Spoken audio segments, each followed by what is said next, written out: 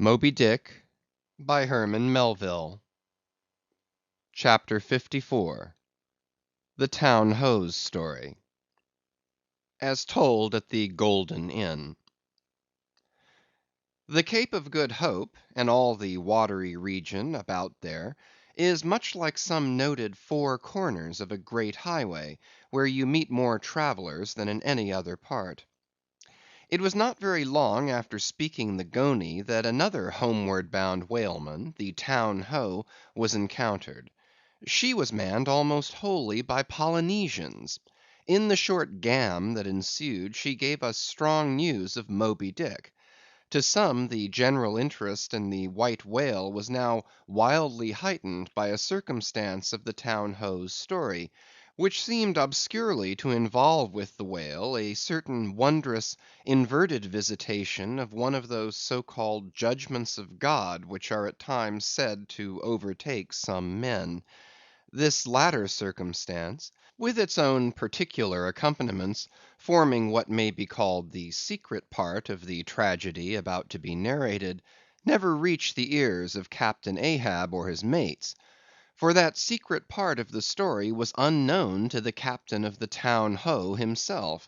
It was the private property of three confederate white seamen of that ship, one of whom, it seems, communicated it to Tashtego with Romish injunctions of secrecy; but the following night Tashtego rambled in his sleep, and revealed so much of it in that way, that when he was wakened he could not well withhold the rest. Nevertheless, so potent an influence did this thing have on those seamen in the Pequod who came to the full knowledge of it, and by such a strange delicacy, to call it so, were they governed in this matter, that they kept the secret among themselves so that it never transpired abaft the Pequod's mainmast. Interweaving in its proper place this darker thread with the story as publicly narrated on the ship, the whole of this strange affair I now proceed to put on lasting record. Footnote: Town Ho, the ancient whale cry upon first sighting a whale from the masthead, still used by whalemen in hunting the famous Galapagos terrapin. End of footnote. For my humor's sake, I shall preserve the style in which I once narrated it at Lima, to a lounging circle of my Spanish friends, one Saint's Eve, smoking upon the thick gilt, tiled piazza of the Golden Inn. Of those fine cavaliers, the young Dons Pedro and Sebastian were on closer terms with me, and hence the interluding questions they occasionally put, and which are duly answered at the time. Some 2 years prior to my first learning the events which I am about rehearsing to you, gentlemen, the Town Ho, sperm whaler of Nantucket, was cruising in your Pacific here, not very many days' sail eastward from the eaves of this good Golden Inn. She was somewhere to the northward of the line. One morning upon handling the pumps, according to daily usage, it was observed that she made more water in her hold than common. They supposed a swordfish had stabbed her, gentlemen. But the captain having some unusual reason for believing that rare good luck awaited him in those latitudes, and therefore being very averse to quit them, and the leak not being then considered at all dangerous, though indeed they could not find it after searching the hold as low down as was possible in rather heavy weather, the ship still continued her cruisings, the mariners working at the pumps at wide and easy intervals. But no good luck came, more days went by, and not only was the leak yet undiscovered, but it sensibly increased. So much so, that now taking some alarm, the captain, making all sail, stood away for the nearest harbor among the islands, there to have his hull hove out and repaired. Though no small passage was before her, yet if the commonest chance favored, he did not at all fear that his ship would founder by the way, because his pumps were of the best, and being periodically relieved at them, those 36 men of his could easily keep the ship free; never mind if the leak should double on her. In truth, well nigh the whole of this passage being attended by very prosperous breezes, the Town Ho had all but certainly arrived in perfect safety at her port without the occurrence of the least fatality, had it not been for the brutal overbearing of Radney, the mate, a Vineyarder, and the bitterly provoked vengeance of Steelkilt, a Lakeman and desperado from Buffalo. "Lakeman, Buffalo! Pray, what is a Lakeman, and where is Buffalo?" said Don Sebastian, rising in his swinging mat of grass. "On the eastern shore of our Lake Erie, Don; but I crave your courtesy. May be you shall soon hear further of all that. Now, gentlemen, in square sail brigs and three masted ships, well nigh as large and stout as any that ever sailed out of your old Callao to far Manila, this Lakeman, in the land-locked heart of our America, had yet been nurtured by all those agrarian freebooting impressions popularly connected with the open ocean. For in their interflowing aggregate, those grand freshwater seas of ours, Erie and Ontario, and Huron and Superior and Michigan, possess an ocean-like expansiveness, with many of the ocean's noblest traits, with many of its rimmed varieties of races and of climes. They contain round archipelagoes of romantic isles, even as the Polynesian waters do. In large part are shored by two great contrasting nations, as the Atlantic is. They furnish long maritime approaches to our numerous territorial colonies from the East, dotted all round their banks; here and there are frowned upon by batteries, and by the goat‐like craggy guns of lofty Mackinaw. They have heard the fleet thunderings of naval victories; at intervals they yield their beaches to wild barbarians, whose red painted faces flash from out their peltry wigwams. For leagues and leagues are flanked by ancient and unentered forests, where the gaunt pines stand like serried lines of kings in Gothic genealogies; those same woods harboring wild Afric beasts of prey, and silken creatures whose exported furs give robes to Tartar emperors. They mirror the paved capitals of Buffalo and Cleveland, as well as Winnebago villages.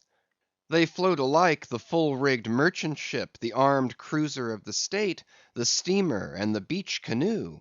They are swept by borean and dismasting blasts as direful as any that lash the salted wave.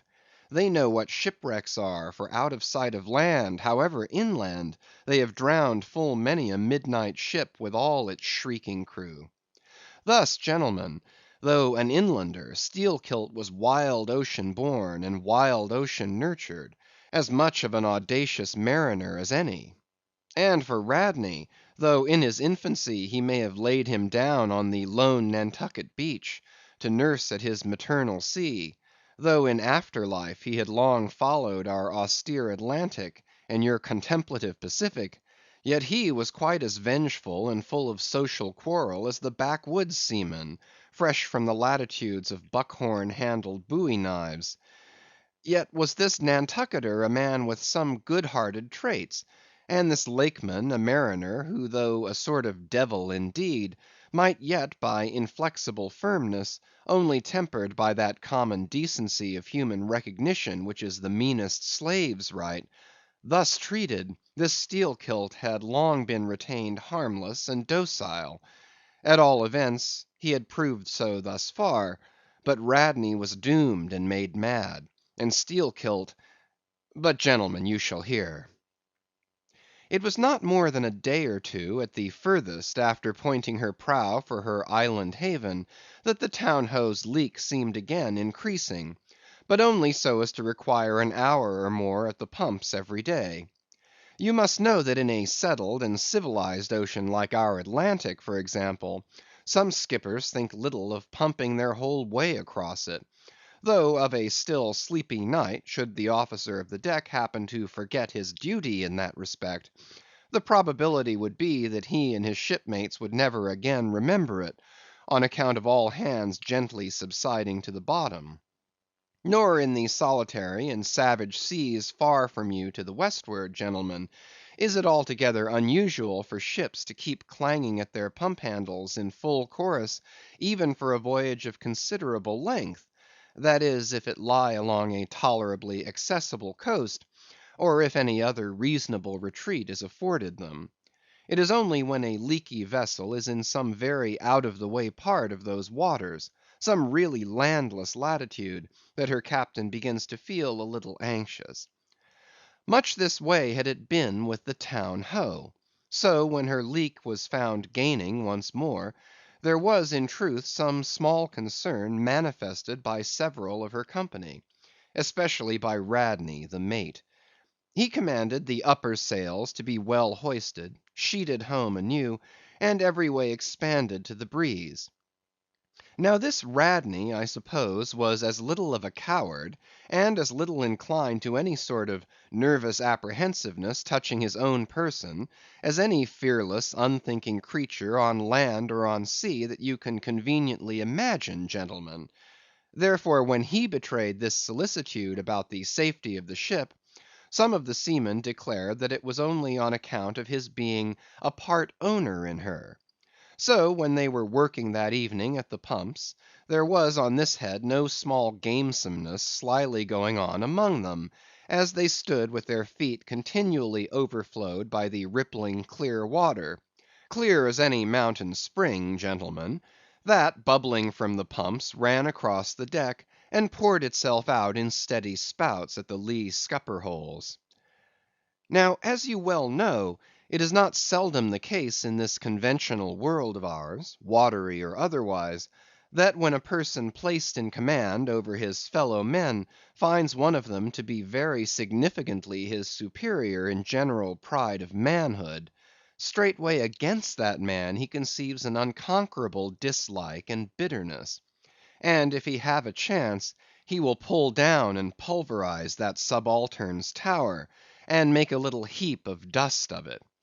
Be this conceit of mine as it may, gentlemen, at all events Steelkilt was a tall and noble animal, with a head like a Roman, and a flowing golden beard like the tasselled housings of your last viceroy's snorting charger, and a brain, and a heart, and a soul in him, gentlemen, which had made Steelkilt Charlemagne, had he been born son to Charlemagne's father.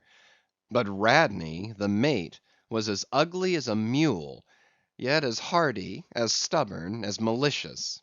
He did not love Steelkilt, and Steelkilt knew it. Espying the mate drawing near as he was toiling at the pump with the rest, the Lakeman affected not to notice him, but unawed went on with his gay banterings. "Aye, aye, my merry lads, it's a lively leak this. Hold a cannikin, one of ye, and let's have a taste. By the Lord, it's worth bottling. I tell ye what, men, old Rad's investment must go for it. He had best cut away his part of the hull, and tow it home. The fact is, boys, that swordfish only began the job. He's come back again with a gang of ship carpenters, sawfish, and filefish, and what not; and the whole posse of 'em are now hard at work, cutting and slashing the bottom; making improvements, I suppose. If old Rad were here now, I'd tell him to jump overboard and scatter 'em. They're playing the devil with his estate, I can tell him. But he's a simple old soul, Rad, and a beauty too. Boys, they say the rest of his property is invested in looking glasses. I wonder if he'd give a poor devil like me the model of his nose." "Damn your eyes! What's that pump stopping for?" roared Radney, pretending not to have heard the sailors' talk. "Thunder away at it." "Aye, aye, sir," said Steelkilt, merry as a cricket. "Lively, boys, lively now." And with that the pump clanged like 50 fire engines; the men tossed their hats off to it, and ere long that peculiar gasping of the lungs was heard, which denotes the fullest tensions of life's utmost energies. Quitting the pump at last with the rest of his band, the Lakeman went forward all panting, and sat himself down on the windlass, his face fiery red, his eyes bloodshot, and wiping the profuse sweat from his brow. Now what cozening fiend it was, gentlemen, that possessed Radney to meddle with such a man in that corporeally exasperated state, I know not. But so it happened. Intolerably striding along the deck, the mate commanded him to get a broom and sweep down the planks, and also a shovel, and remove some offensive matters consequent upon allowing a pig to run at large. Now, gentlemen, sweeping a ship's deck at sea is a piece of household work, which in all times but raging gales is regularly attended to every evening. It has been known to be done in the case of ships actually foundering at the time. Such, gentlemen, is the inflexibility of sea usages, and the instinctive love of neatness in seamen, some of whom would not willingly drown without first washing their faces.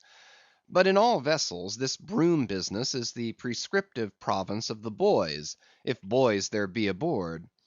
Besides, it was the stronger men in the town ho that had been divided into gangs, taking turns at the pumps; and being the most athletic seaman of them all, Steelkilt had been regularly assigned captain of one of the gangs; consequently he should have been freed from any trivial business not connected with truly nautical duties, such being the case with his comrades.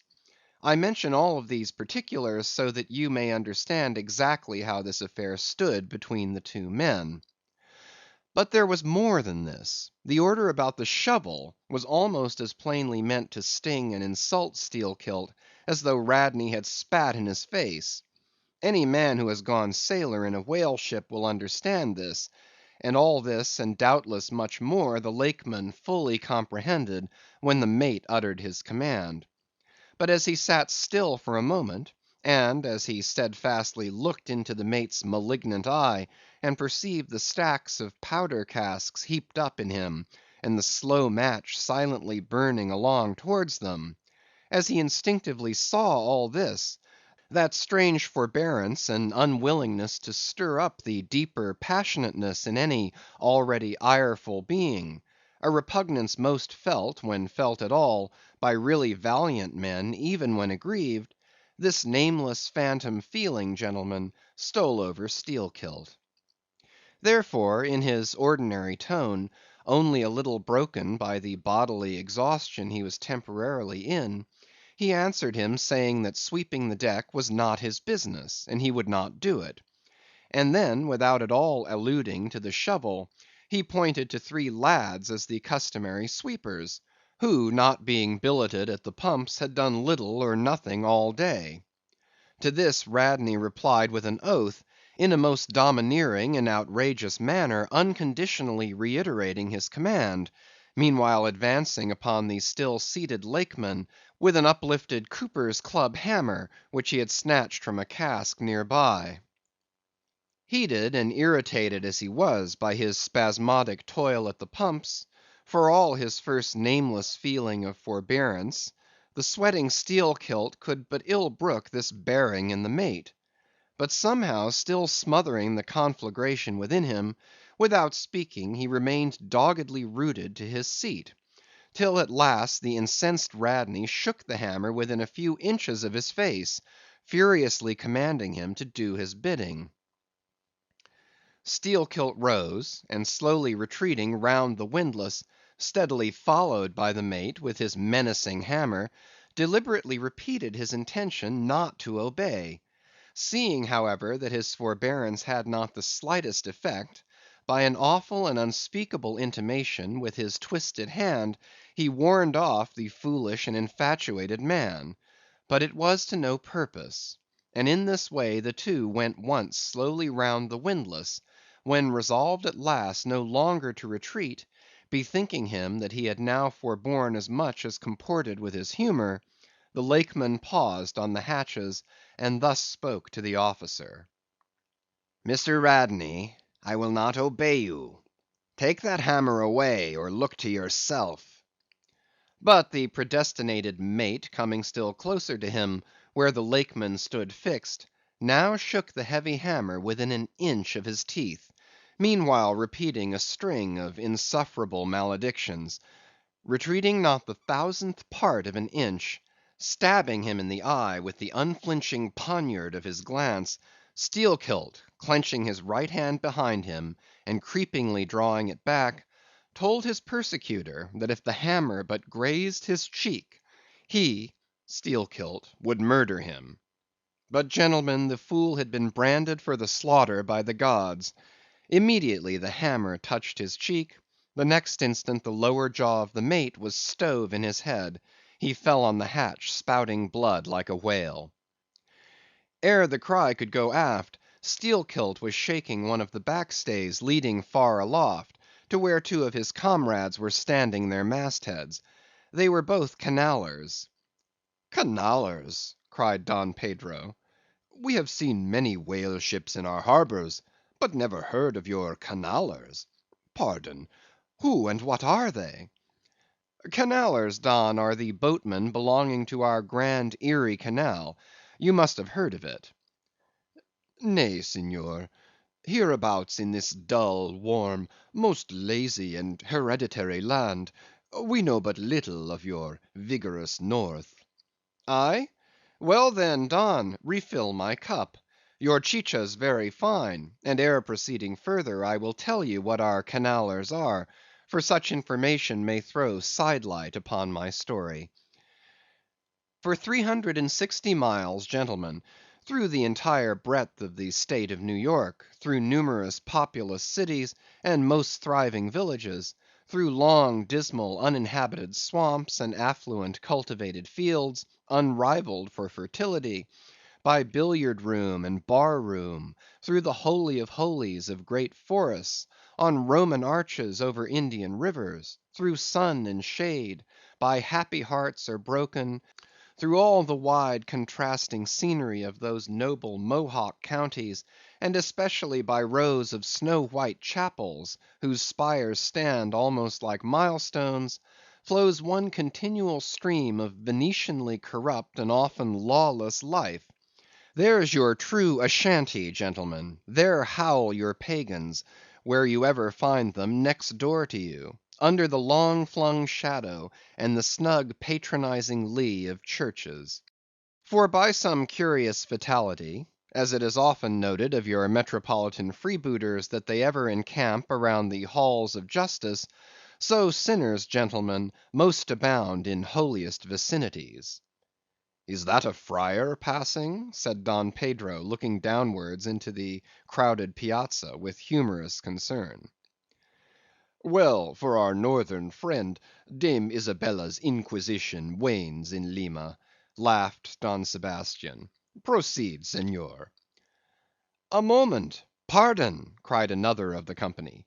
"In the name of all us Limeese, I but desire to express to you, sir sailor, that we have by no means overlooked your delicacy in not substituting present Lima for distant Venice in your corrupt comparison. Oh no, do not bow and look surprised. You know the proverb along all this coast, corrupt as Lima. It but bears out your saying too. Churches more plentiful than billiard tables, and forever open, and corrupt as Lima. So too Venice, I have been there, the holy city of the blessed evangelist St. Mark. St. Dominic, purge it. Your cup, thanks, here I refill. Now, you pour out again." Freely depicted in his own vocation, gentlemen, the Canaller would make a fine dramatic hero, so abundantly and picturesquely wicked is he. Like Mark Antony, for days and days along his green turfed flowery Nile, he indolently floats, openly toying with his red cheeked Cleopatra, ripening his apricot thigh upon the sunny deck. But ashore all this effeminacy is dashed. The brigandish guise which the Canaller so proudly sports, his slouched and gaily ribboned hat betoken his grand features. A terror to the smiling innocence of the villages through which he floats, his swart visage and bold swagger are not unshunned in cities. Once a vagabond on his own canal, I have received good turns from one of these Canallers. I thanked him heartily, would fain not be ungrateful; but it is often one of the prime redeeming qualities of your man of violence, that at times he is as stiff an arm to back a poor stranger in a strait as to plunder a wealthy one. In sum, gentlemen, what the wildness of this canal life is emphatically evinced by this, that our wild whale fishery contains so many of its most finished graduates, and that scarce any race of mankind, except Sydney men, are so much distrusted by our whaling captains. Nor does it at all diminish the curiousness of this matter, that to many thousands of our rural boys and young men born along its line, the probationary life of the Grand Canal furnishes the sole transition between quietly reaping in a Christian cornfield, and recklessly ploughing the waters of the most barbaric seas. "I see, I see," impetuously exclaimed Don Pedro, spilling his chicha upon his silvery ruffles. "No need to travel. The world's one Lima. I had thought now that at your temperate north the generations were cold and holy as the hills. But the story." I left off, gentlemen, where the Lakeman shook the backstay. Hardly had he done so, when he was surrounded by the 3 junior mates and the 4 harpooneers, who all crowded him to the deck. But sliding down the ropes like baleful comets, the 2 Canallers rushed into the uproar, and sought to drag their man out of it toward the forecastle. Others of the sailors joined with them in this attempt, and a twisted turmoil ensued; while standing out of harm's way, the valiant captain danced up and down with a whale pike, calling upon his officers to manhandle that atrocious scoundrel, and smoke him along to the quarter deck. At intervals he ran close up to the revolving border of the confusion, and prying into the heart of it with his pike, sought to prick out the object of his resentment. But Steelkilt and his desperadoes were too much for them all. They succeeded in gaining the forecastle deck, where, hastily slewing about 3 or 4 large casks in a line with the windlass, these sea Parisians entrenched themselves behind the barricade. "Come out of that, ye pirates!" roared the captain, now menacing them with a pistol in each hand, just brought to him by the steward. "Come out of that, ye cut-throats!" Steelkilt leaped on the barricade, and striding up and down there, defied the worst the pistols could do; but gave the captain to understand distinctly that his, Steelkilt's death, would be the signal for a murderous mutiny on the part of all hands. Fearing in his heart lest this might prove but too true, the captain a little desisted, but still commanded the insurgents instantly to return to their duty. "Will ye promise not to touch us, if we do?" demanded their ringleader. "Turn to! Turn to! I make no promise. To your duty! Do you want to sink the ship by knocking off at a time like this? Turn to!" And he once more raised a pistol. "Sink the ship!" cried Steelkilt. "Aye, let her sink. Not a man of us turns to, unless ye swear not to raise a rope yarn against us. What say ye, men?" turning to his comrades. A fierce cheer was their response. The Lakeman now patrolled the barricade, all the while keeping his eye on the captain, and jerking out such sentences as these: "It's not our fault; we didn't want it. I told him to take his hammer away. It was boy's business. He might have known me before this. I told him not to prick the buffalo. I believe I have broken a finger here against his cursed jaw. Ain't those mincing knives down the forecastle there, men? Look to those handspikes, my hearties. Captain, by God, look to yourself. Say the word, and don't be a fool. Forget it all. We are ready to turn to. Treat us decently, and we're your men, but we won't be flogged. Turn to! I make no promises. Turn to, I say." "Look ye now," cried the Lakeman, flinging out his arms towards him.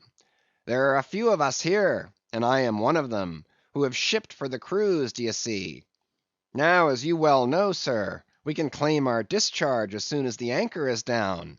So we don't want a row. It's not our interest. We want to be peaceable. We are ready to work, but we won't be flogged."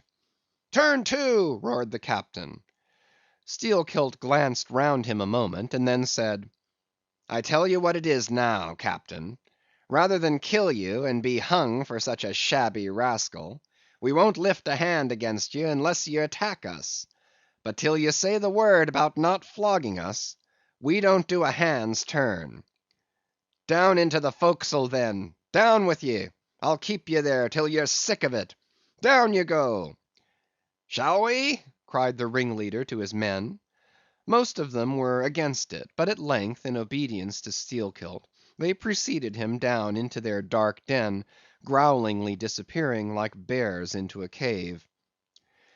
As the Lakeman's bare head was just level with the planks, the captain and his posse leaped the barricade, and rapidly drawing over the slide of the scuttle, planted their group of hands upon it, and loudly called for the steward to bring the heavy brass padlock belonging to the companionway.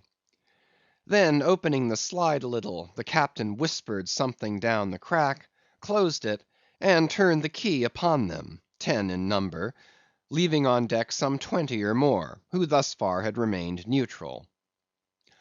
All night a wide awake watch was kept by all the officers, forward and aft, especially about the forecastle scuttle and fore hatchway, at which last place was feared the insurgents might emerge, after breaking through the bulkhead below.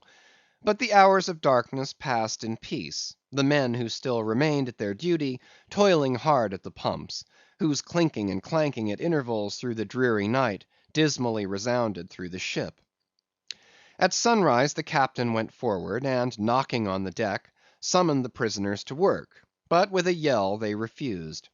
Water was then lowered down to them, and a couple of handfuls of biscuit were tossed after it, when again turning the key upon them and pocketing it, the captain returned to the quarter deck. Twice every day for 3 days this was repeated, but on the 4th morning a confused wrangling, and then a scuffling was heard, as the customary summons was delivered, and suddenly 4 men burst up from the forecastle, saying they were ready to turn to. The fetid closeness of the air, and a famishing diet, united perhaps to some fears of ultimate retribution, had constrained them to surrender at discretion. Emboldened by this, the captain reiterated his demand to the rest, but Steelkilt shouted to him a terrific hint to stop his babbling and betake himself where he belonged. On the 5th morning, 3 others of the mutineers bolted up into the air from the desperate arms below that sought to restrain them. Only 3 were left. "Better turn to now?" said the captain with a heartless jeer. "Shut us up again, will ye?" cried Steelkilt. "Oh, certainly," the captain, and the key clicked.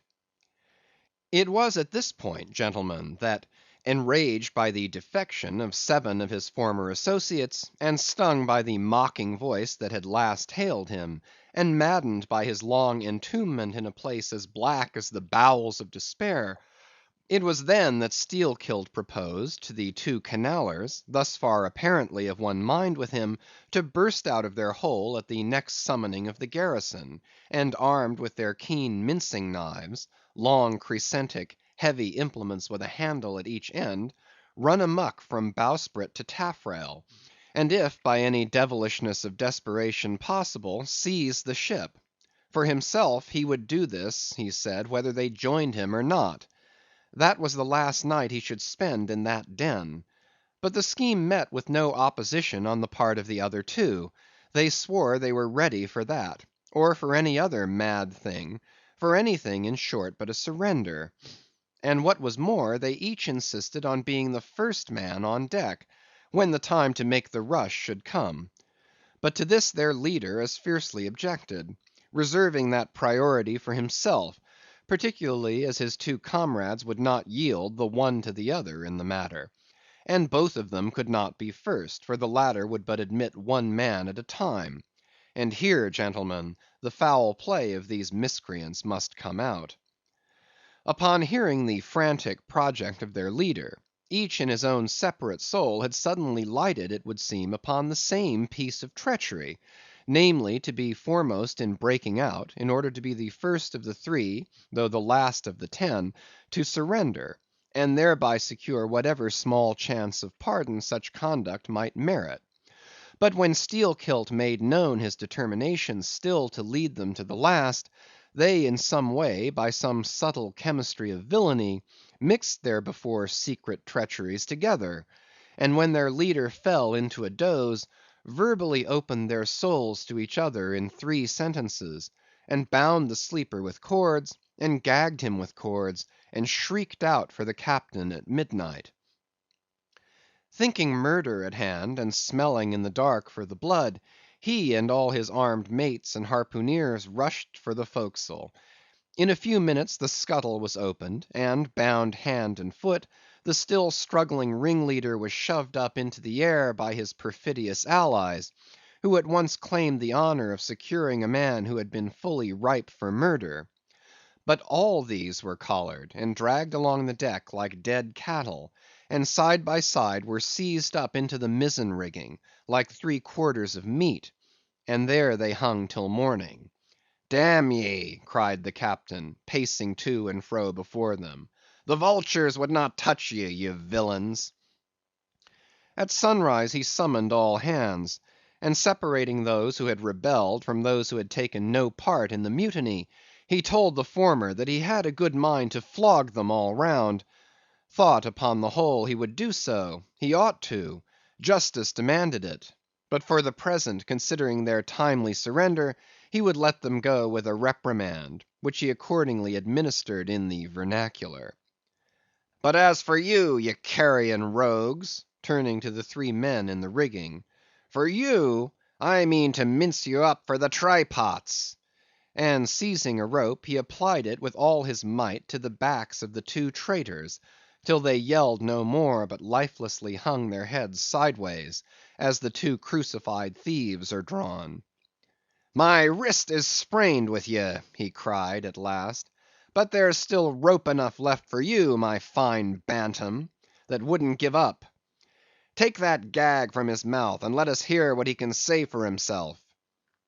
For a moment the exhausted mutineer made a tremulous motion of his cramped jaws, then painfully twisting round his head, said in a sort of hiss, "What I say is this, and mind it well. If ye flog me, I murder you." "Say ye so? See then how ye frighten me," and the captain drew off with the rope to strike. "Best not," hissed the Lakeman. "But I must," and the rope was once more drawn back for the stroke. Steelkilt here hissed out something, inaudible to all but the captain, who, to the amazement of all hands, started back, paced the deck rapidly 2 or 3 times, and then suddenly throwing down his rope, said, "I won't do it. Let him go. Cut him down, d'ye hear?" But as the junior mates were hurrying to execute the order, a pale man with a bandaged head arrested them. Radney, the chief mate. Ever since the blow he had lain in his berth, but that morning, hearing the tumult on the deck, he had crept out, and thus far had watched the whole scene. Such was the state of his mouth that he could hardly speak, but mumbling something about his being willing and able to do what the captain dared not attempt, he snatched the rope and advanced to his pinioned foe. "You are a coward," hissed the Lakeman. "So I am, but take that." The mate was in the very act of striking, when another hiss stayed his uplifted arm. He paused, and then pausing no more, made good his words, spite of Steelkilt's threat, whatever that might have been. The 3 men were then cut down, all hands were turned to, and sullenly worked by the moody seamen, the iron pumps clanged as before. Just after dark that day, when one watch had retired below, a clamor was heard in the forecastle, and the 2 trembling traitors running up, besieged the cabin door, saying they durst not consort with the crew. Entreaties, cuffs, and kicks could not drive them back, so at their own instance they were put down in the ship's run for salvation. Still no sign of mutiny reappeared among the rest.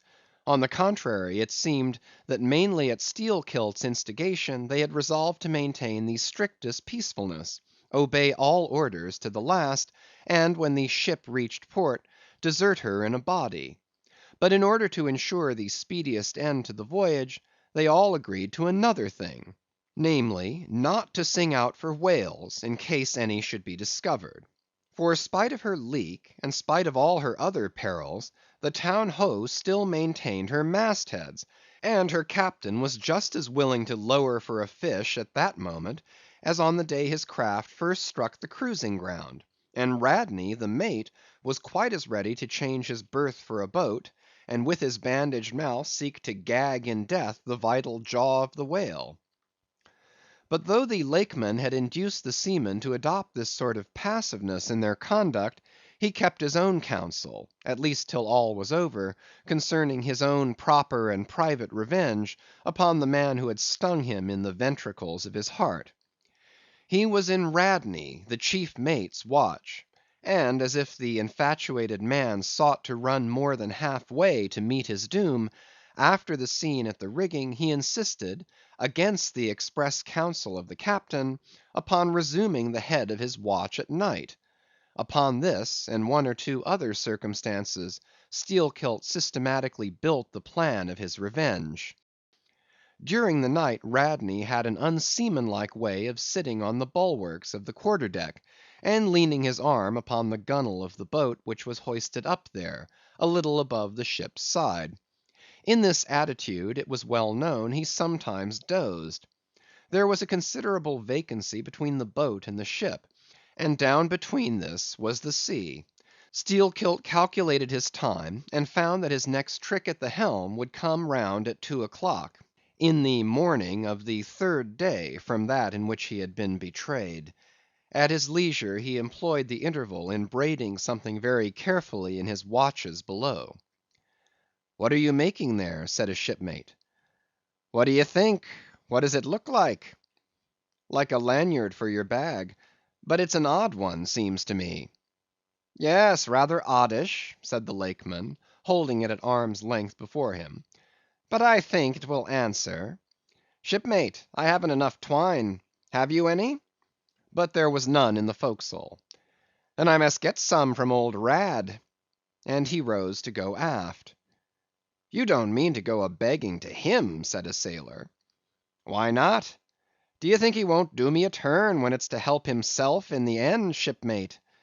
And going to the mate, he looked at him quietly, and asked him for some twine to mend his hammock. It was given him; neither twine nor lanyard were seen again; but the next night an iron ball, closely netted, partly rolled from the pocket of the Lakeman's monkey jacket, as he was tucking the coat into his hammock for a pillow. 24 hours after, his trick at the silent helm, nigh to the man who is apt to doze over the grave always ready dug to the seaman's hand, that fatal hour was then to come; and in the foreordaining soul of Steelkilt, the mate was already stark and stretched as a corpse, with his forehead crushed in. But, gentlemen, a fool saved the would‐be murderer from the bloody deed he had planned.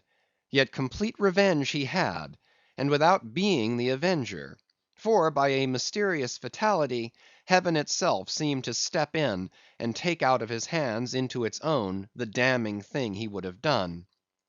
It was just between daybreak and sunrise of the morning of the second day, when they were washing down the decks, that a stupid Teneriffe man, drawing water in the main chains, all at once shouted out, "There she rolls! There she rolls! Jesu, what a whale!" It was Moby-Dick. "Moby-Dick!" cried Don Sebastian. "St. Dominic! Sir Sailor, but do whales have christenings? Whom call you Moby-Dick?" "A very white, and famous, and most deadly immortal monster, Don; but that would be too long a story." "How? how?" cried all the young Spaniards, crowding. "Nay, Dons, Dons, nay, nay, I cannot rehearse that now; let me get more into the air, sirs." "The chicha, the chicha!" cried Don Pedro. "Our vigorous friend looks faint; fill up his empty glass." "No need, gentlemen; one moment, and I proceed. Now, gentlemen, so suddenly perceiving the snowy whale within 50 yards of the ship, forgetful of the compact among the crew, In the excitement of the moment, the Teneriffe man had instinctively and involuntarily lifted his voice for the monster, though for some little time past it had been plainly beheld from the three sullen mast heads. All was now a frenzy. "The White Whale! The White Whale!" was the cry from the captain, mates, and harpooneers, who, undeterred by fearful rumours, were all anxious to capture so famous and precious a fish; while the dogged crew eyed askance, and with curses, the appalling beauty of the vast milky mass, that lit up by a horizontal spangling sun, shifted and glistened like a living opal in the blue morning sea. Gentlemen, a strange fatality pervades the whole career of these events, as if verily mapped out before the world itself was charted. The mutineer was the bowsman of the mate, and when fast to the fish, it was his duty to sit next to him while Radney stood up with his lance in the prow, and haul in or slacken the line at the word of command. Moreover, when the four boats were lowered, the mates got the start, and none howled more fiercely with delight than did Steelkilt as he strained at his oar. After a stiff pull, their harpooneer got fast, and spear in hand, Radney sprang to the bow. He was always a furious man, it seems, in a boat; and now his bandaged cry was, to beach him on the whale's topmost back. Nothing loath, his bowsman hauled him up and up, and through a blinding foam that blent two whitenesses together, till of a sudden the boat struck as against a sunken ledge, and keeling over, spilled out the standing mate. That instant, as he fell on the whale's slippery back, the boat righted and was dashed aside by the swell, while Radney was tossed over into the sea, on the other flank of the whale. He struck out through the spray, and for an instant was dimly seen through that veil, wildly seeking to remove himself from the eye of Moby-Dick. But the whale rushed round in a sudden maelstrom, seized the swimmer between his jaws, and rearing high up with him, plunged headlong again, and went down. Meantime, at the first tap of the boat's bottom, the Lakeman had slackened the line, so as to drop astern from the whirlpool. Calmly looking on, he thought his own thoughts. But a sudden terrific downward jerking of the boat quickly brought his knife to the line. He cut it, and the whale was free. But at some distance Moby Dick rose again, and with some tatters of Radney's red woollen shirt caught in the teeth that had destroyed him. All four boats gave chase again, but the whale eluded them, and finally wholly disappeared. In good time the Town Ho reached her port; a savage, solitary place, where no civilized creature resided. There, headed by the Lakeman, all but 5 or 6 of the foremastmen deliberately deserted among the palms, and eventually, as it turned out, seizing a large double war canoe of the savages, and setting sail for some other harbor. The ship's company being reduced to but a handful, the captain called upon the islanders to assist him in the laborious business of heaving down the ship to stop the leak. But to such unresting vigilance over their dangerous allies was this small band of whites necessitated, both by day and by night, and so extreme was the hard work they underwent, that upon the vessel being ready again for the sea, they were in such a weakened condition that the captain durst not put off with them in so heavy a vessel. After taking counsel with his officers, he anchored the ship as far off shore as possible, loaded and ran out his 2 cannon from the bows, stacked his muskets on the poop, and warning the islanders not to approach the ship at their peril, took 1 man with him, and setting the sail of his best whale boat, steered straight before the wind for Tahiti, 500 miles distant, to procure a reinforcement to his crew. On the 4th day of the sail a large canoe was descried, which seemed to have touched at a low isle of corals. He steered away from it, but the savage craft bore down on him, and soon the voice of Steelkilt hailed him to heave to, or he would run him under water. The captain presented a pistol. With 1 foot on each prow of the yoked war canoes, the Lakeman laughed him to scorn, assuring him that if the pistol so much as clicked in the lock, he would bury him in bubbles and foam.